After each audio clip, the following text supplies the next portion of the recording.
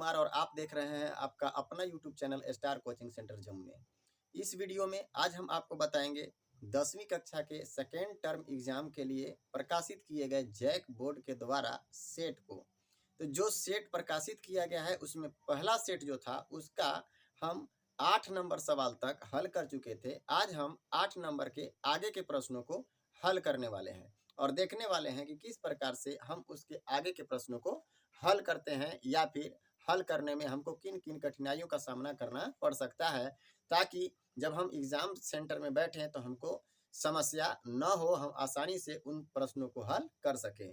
तो चलिए हम देखते हैं 9वां नंबर प्रश्न को, जो 9वां नंबर प्रश्न सेट नंबर 1 का हमें बनाना है।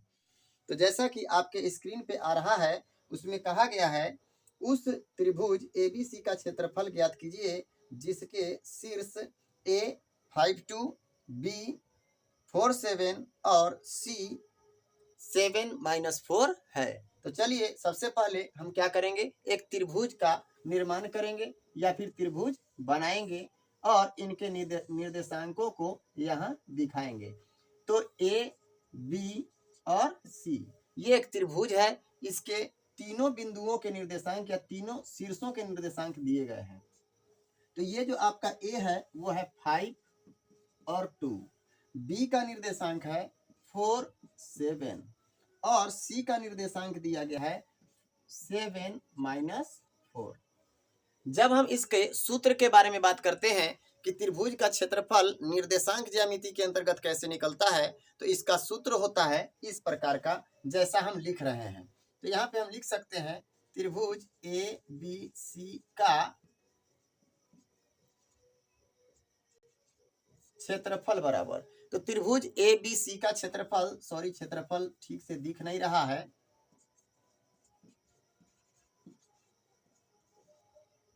ए बी सी का क्षेत्रफल बराबर क्या होता है, तो होता है 1/2 इंटू x1 में से मल्टीप्लाई किया जाता है y2 माइनस y3 को, फिर प्लस x2 को मल्टीप्लाई करते हैं y3 माइनस y1 के साथ, और प्लस x3 को मल्टीप्लाई करते हैं y1 माइनस y2 के साथ।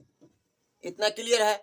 अगर इतना क्लियर हो जाए तो हमको क्षेत्रफल निकालने में समस्या नहीं होगा। लेकिन दिक्कत ये है कि अभी हमको ये पता नहीं है कि x1 कौन सा होगा, y1 कौन सा होगा, x2 कौन सा होगा, y2 कौन सा होगा और x3 और y3 कौन सा होगा। तो चलिए हम यहाँ आपको समझाते हैं त्रिभुज के पास कि x1 का मान क्या होगा, x2 का मान क्या होगा। तो जो फर्स्ट वाला बिंदु या शीर्ष है उसको हम लोग कहते हैं x1 y1, यानी x1 बराबर 5 हो गया और y1 बराबर 2। जब हम b के पास पहुंचते हैं तो यहाँ पे आपको मिलेगा x2 और y2, मतलब x2 बराबर 4 हो गया और y2 बराबर 7। अब हम लोग आगे बढ़ेंगे, यहाँ जो C पॉइंट है वहां पे हमको मिलेगा x3 और y3, मतलब x3 बराबर 7 हो गया और y3 बराबर -4 हो गया। अब आपको ये समझ में आ गया होगा कि इस सूत्र में जो x1 y1, x2 y2 और x3 y3 है उसका वैल्यू कहां से हमको मिलेगा, और आपके सामने है, आप देख करके लिख सकते हैं। जब आप परीक्षा में बनाए तो इसको लिखने का जरूरत नहीं है, x1 y1, x2 y2 और x3 y3 को, ठीक है। आप डायरेक्ट भी लिख करके बना सकते हैं। आपको डायरेक्ट समझ लेना है कि x1 y1 यहाँ है, x2 y2 यहाँ है और x3 y3 यहाँ है। क्लियर है? चलिए अब हम लोग शुरू करते हैं इसको हल करना। तो 1/2 x1 के स्थान पे कितना है 5, तो 5 लिख लेंगे, इंटू y2 के स्थान पर 7 है, माइनस y3 के स्थान पे -4 है, तो -4 और यहाँ पे माइनस सूत्र में था तो माइनस माइनस +4 हो जाएगा। इसके बाद आगे बढ़ते हैं, फिर प्लस का चिन्ह है, x2 हमारे पास 4 है, 4 लिखेंगे, इंटू y3 के जगह पे -4 है, -4 लिखेंगे, फिर से माइनस सूत्र का है, y1 के स्थान पे हमारे पास 2 है तो 2 लिखेंगे। इसके बाद चलेंगे प्लस x3 के पास, तो x3 हमारे पास कितना दिया गया है 7, y1 चाहिए तो y1 हमारे पास 2 है 2 लिखेंगे, माइनस y2 चाहिए तो y2 के जगह पे 7 है तो हम लोग क्या लिख सकते हैं 7। उम्मीद है समझ में आ रहा होगा। अब हम लोग इसके आगे बढ़ते हैं। 1/2 5 इंटू 7 और 4 11, फिर प्लस 4 गुना 4 और 2 6, तो माइनस में 6 हो जाएगा, फिर प्लस 7 गुने 7 में से 2 खर्च 5 होगा और वो 5 माइनस में होगा। क्लियर है? आगे बढ़िए। 1/2, अब 11 से 5 में गुना करेंगे, हो जाएगा 11 5 55, यहाँ प्लस है और यहाँ माइनस है, बीच में गुना का चिन्ह है, 6 चौका 24 करेंगे, प्लस माइनस माइनस करेंगे यानी -24 हो जाएगा, फिर यहाँ भी प्लस और यहाँ माइनस और बीच में गुना का चिन्ह है, तो गुना करेंगे लेकिन चिन्ह प्लस माइनस माइनस हो जाएगा, 7 5 35। अब हम इसके आगे बढ़ते हैं। 1/2, इसके बाद आप देखें यहाँ 55 प्लस में है, चुपचाप रहने दीजिए, दोनों माइनस में है, माइनस का चिन्ह लगा करके दोनों को ऐड कर दीजिए, 5 और 4 9, 3 और 2 5। क्लियर है?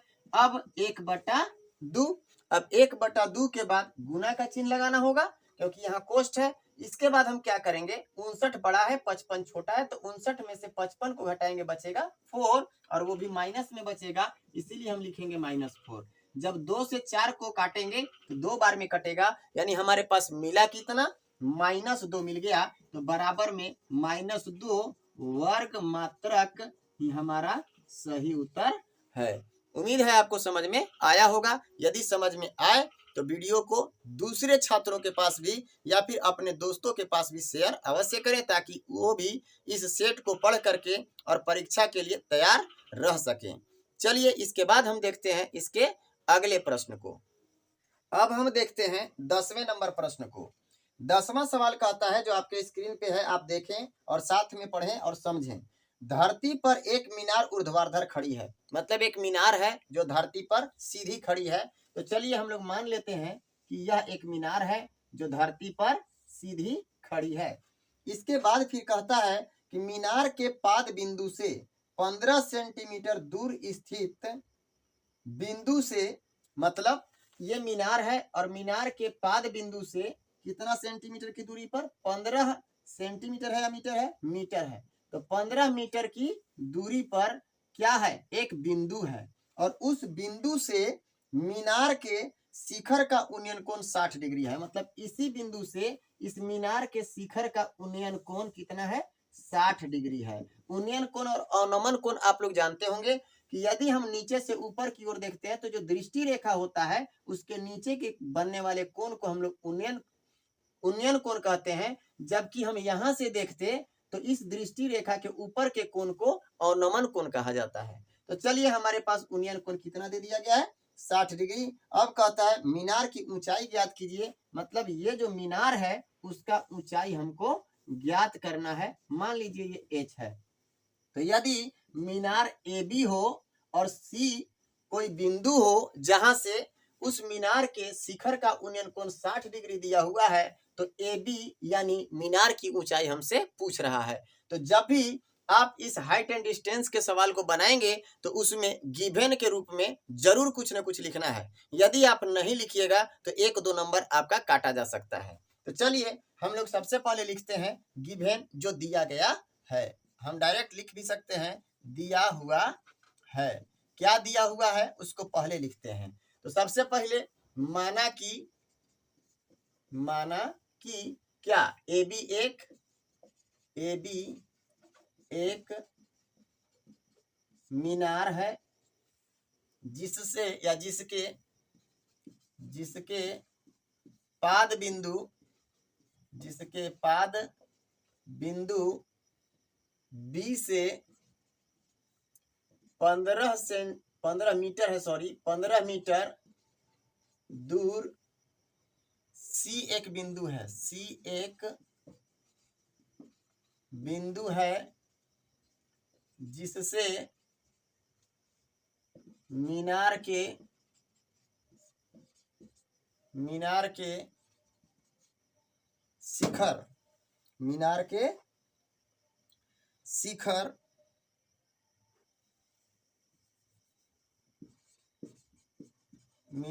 शिखर का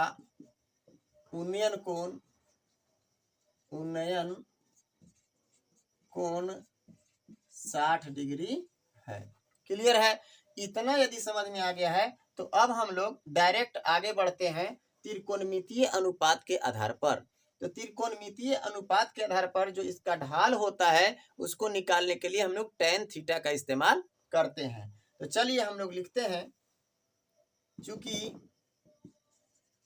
tan थीटा बराबर क्या होता है, tan थीटा जो वैल्यू होता है उसका मान होता है या फिर उसका सूत्र होता है लंब बटा आधार।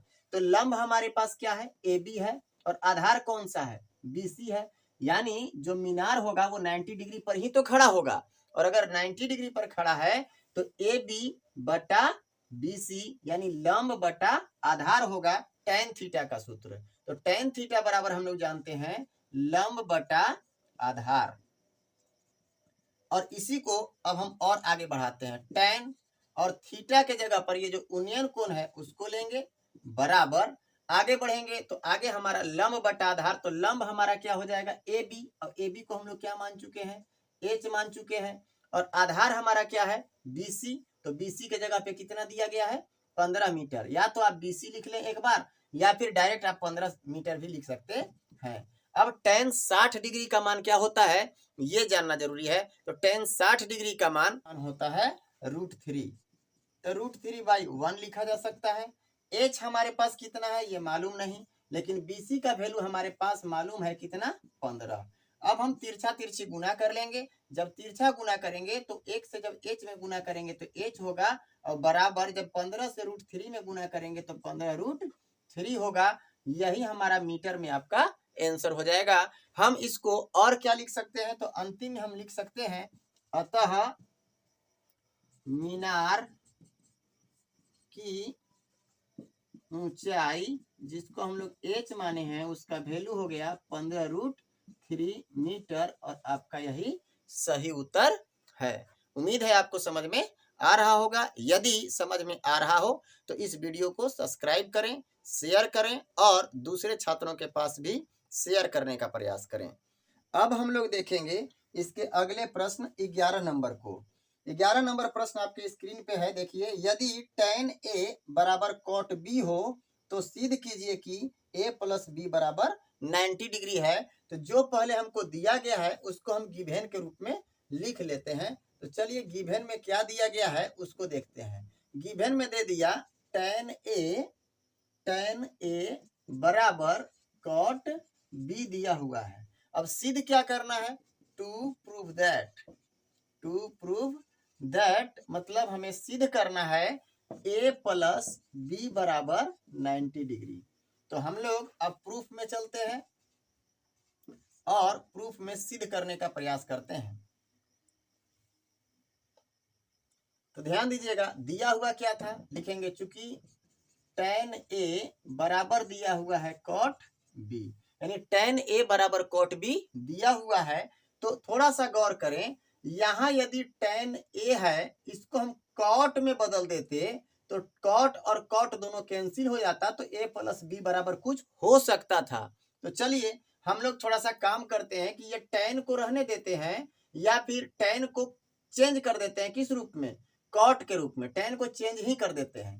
तो यदि हम tan को cot में बदल देते हैं, tan को cot में बदल देते हैं तो ये जो थीटा होता है वो बदलता नहीं है। 90 डिग्री माइनस थीटा के जगह पर वही जो थीटा वहां रहता है वही थीटा रह जाता है, यानी 90 डिग्री माइनस A हो जाएगा। यदि हम यहाँ tan को cot में बदल दिए तो ये A नहीं बदलेगा, यानी थीटा का मान नहीं बदलता है। लेकिन जब यहाँ हम tan का tan रहने देते तो यहाँ जो थीटा होता है वो घटाने के बाद पता करना होता है कि कितना आता है, यानी 90 डिग्री में से कितना घटाएं कि ये वाला थीटा आ जाए, उसके अनुसार हम लोग घटाते हैं। लेकिन यहाँ हम tan को cot में बदल दिए हैं तो थीटा में चेंजिंग नहीं होगा, यानी यहाँ A है तो A ही रहेगा, बराबर इधर cot B दिया हुआ था तो cot B लिख देंगे।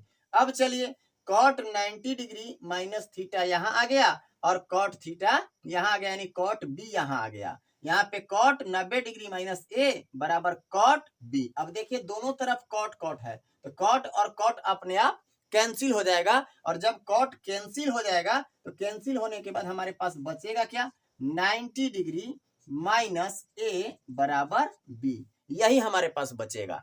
कॉट और कॉट कैंसिल हो गया। अब थोड़ा सा गौर करें कि जब ए को हम उधर लेकर के जाएंगे तो इधर शेष बच जाएगा 90 डिग्री बराबर बी प्लस ए। यहाँ जो बी प्लस ए है उसको हम ए प्लस बी भी लिख सकते हैं, इसीलिए करके लिख लीजिए ए प्लस बी बराबर इस 90 डिग्री को हम उधर ले जा सकते हैं, 90 डिग्री लिख लेते हैं और यही हमको सिद्ध करना था और ये सिद्ध हो चुका है। उम्मीद है आपको ये सवाल बनाने आ गया होगा, और यदि बनाने आ रहा है और आपको समझ में आ रहा है तो वीडियो को लाइक करें, सब्सक्राइब करें यदि आप पहली बार विजिट कर रहे हैं तो, और दोस्तों के पास शेयर करें ताकि वो भी इस वीडियो से लाभ उठा सकें। धन्यवाद। अगले वीडियो को हम लेकर के आपके सामने आ रहे हैं बहुत जल्द। आप इस वीडियो को देखने के बाद इंतजार कीजिए। तब तक के लिए धन्यवाद।